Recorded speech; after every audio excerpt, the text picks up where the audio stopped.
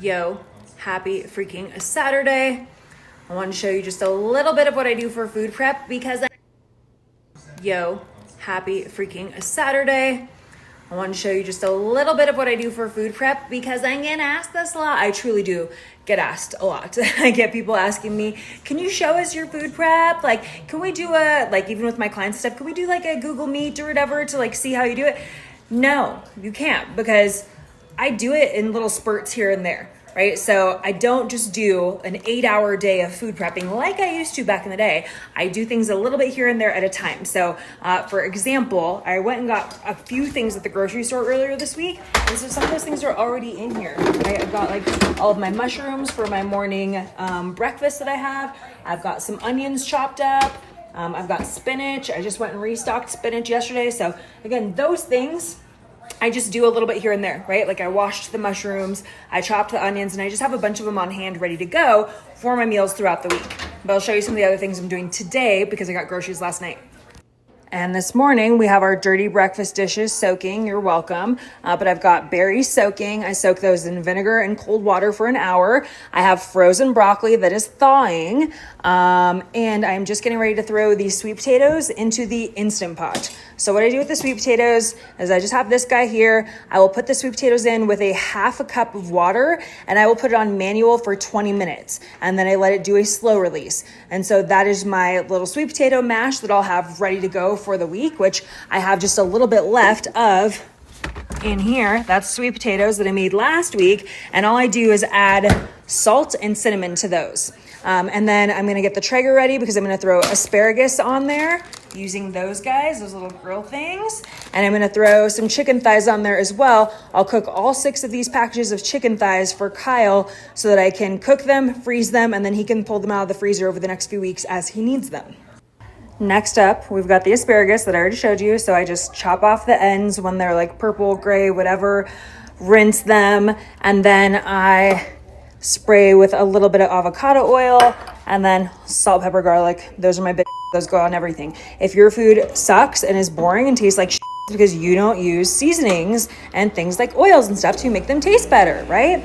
Next up, this one, I haven't shown you guys my update to this. I love me some delicata squash. I roast it in the oven.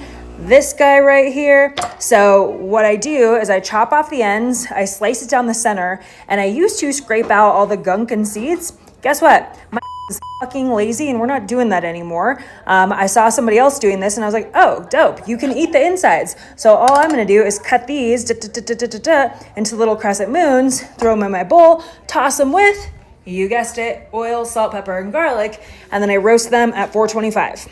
I'm inputting these as recipes in MyFitnessPal. So what I do is I take the entire batch of asparagus, I weigh it raw before I cook it or anything, and then that is how I input it into MyFitnessPal. So you're gonna see I'm gonna put a little screenshot here of like all the asparagus. So I weighed it out in grams, and then after it finishes cooking, I will weigh it out and see how much it weighs in grams because it's gonna lose some weight from water and stuff. And I want you to know, this is very like in the weeds. This is when you're like a very sophisticated tracker like myself. I've literally been doing it for over 12 years. Again, I weigh it raw and input it in as a recipe. And then I weigh it after it's cooked and I weigh that new weight, and that is the number of servings. So let's pretend, for instance, it weighed 1,500 grams before I cooked it, and then after I cook it, it weighs 1,000 grams. Great, I can portion out like 100 grams every time that I want to, and then I'll have a very accurate count of what my asparagus is. And so this right here, again, showing you these screenshots of this is my batch of asparagus, this is my batch of delicata squash, and having those entire batches, it was 5 delicata squashes and it was 2 bags of asparagus that I get at Costco, which is like over 4 pounds of asparagus, less than 400 calories for the entire batch of squash and for the entire batch of asparagus. And that is why single ingredient plans are going to be so helpful if you are somebody who is trying to watch your calories, right? You can eat 4 pounds of asparagus for less than 400 calories, or you could go eat literally like 6 Oreos for 400 calories. So this is where tracking is just a huge eye-opening opportunity for you to understand what we're talking about when we say eat more to lose weight. You're eating more volume for much fewer calories. And this one I get asked about a ton. It is, does it matter if I if I track my meat raw or cooked? I, again, create it as a recipe. So this is a big old batch of Kyle's chicken, 139.2 ounces. So I'm going to store it in Ziploc freezer bags. And all the bags will say this, right? Casey for Kyle, clarity, 139.2 ounces. And then once I know the cooked weight of this entire batch, that's what this will turn into. It'll be X amount of grams of chicken. And so again, you can portion out however much you want. You can have 5 grams of chicken, 500 grams of chicken, 20 grams of chicken, whatever you need to build out your meal. And it is going to be accurate AF. So I do mine raw to cooked as a recipe, and that is the most accurate way you're ever going to find to track your meat. So now we're ready to do the asparagus recipe. I pull it up in MyFitnessPal, I edit the recipe, nothing changed with the ingredients, but now at the top right-hand corner where it has that arrow going to the right, I'm gonna click that, and the whole weight amount of the asparagus was 1,406 grams. So I save that. And yes, it looks weird because it shows 0 calories. It shows like almost nothing for everything, right? But if you now go into your food diary and you add that recipe and we put in like 100 grams of asparagus, boom, now you can see the asparagus. If you want to have 100 grams of cooked for this particular recipe I just made, 27 calories. All right, these are this mashed sweet potatoes. So literally they were in there. I just had to pull them out and see how easily they mash up. And I just put in cinnamon and salt, and they taste so effing good.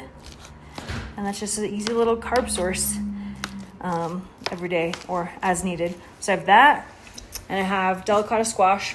Those are like my go-to breakfast carbs usually. I'll have one or the other.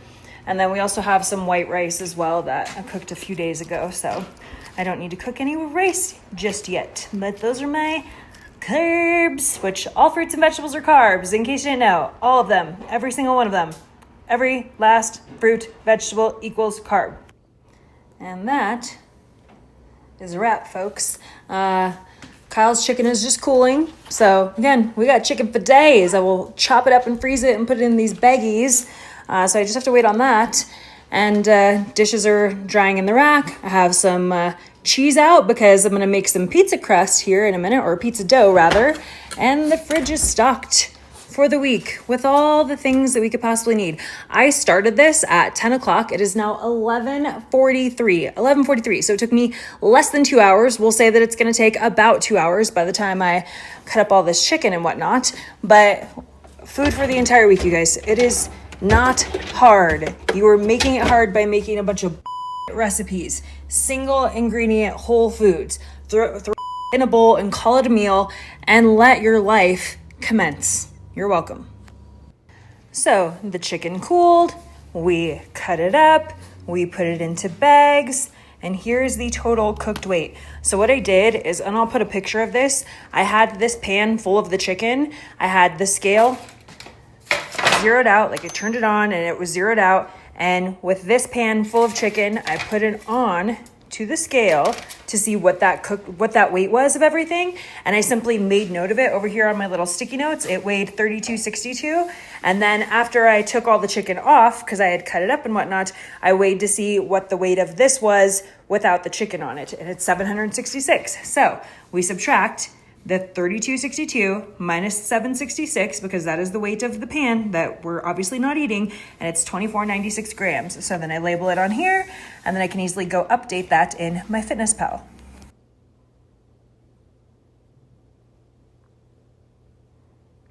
Now I go into MyFitnessPal, I go down to the bottom right where there's more, I go to My Meals, Recipes and Foods.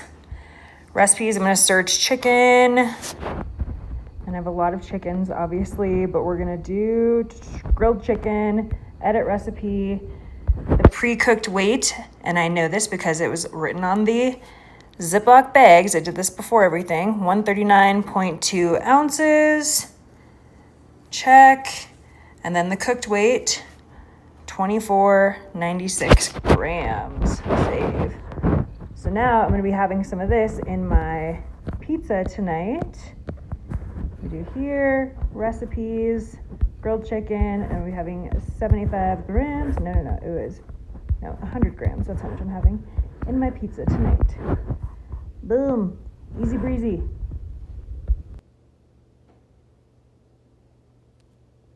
Yeah, you got that young